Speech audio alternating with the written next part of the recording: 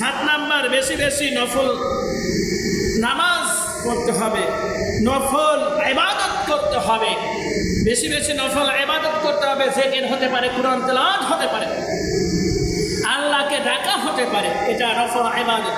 আপনি একটা ভালো কথা বলতেছেন, এটা তো নফল ইবাদত। সব কাজ আপনি ভালো কথা বলতেছেন, এটা হলো একটা ইবাদত। এটার নাম কি? এটা ইবাদত। নামাজ পড়া ইবাদত, মানুষের সাথে ভালো কথা বলাও ইবাদত। আপনি নামাজ পড়লে বাইরে যে খারাপ কাজ করতেছেন, এটা নামাজি নয়। এটা নামাজ আপনাকে পাপ কাজ থেকে যখন বিরত রাখতে পারবে না, আপনার নামাজ নয়। 8 নাম্বার, আন্তরিকভাবে তওবা করা। কি করতে হবে? আন্তরিকের সাথে তওবা করতে হবে।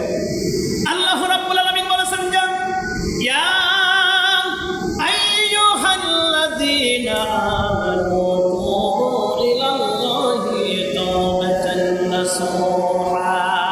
আল্লাহ পাক বলতেছে, আমার ঈমানদার মুমিন বান্দারা তওবা করতে হবে। তওবাতুন নাসুহা করতে, এমনভাবে তওবা করতে হবে, ফেরত আসতে হবে, যাতে করে আর আমরা ওই গুনার কাজে আমরা যাব না, ভালো কাজ আমরা করবে। এই জন্য তওবাতুন নাসুহা করতে হবে, ভালো কাজ করতে হবে। 9 নাম্বার হচ্ছে, সামর্থ্য থাকলে উমরা আর হজ করতে হবে। হজ এবং উমরা করতে হবে। যার সামর্থ্য আছে সে কি করবে? উমরা করবে, হজ করবে।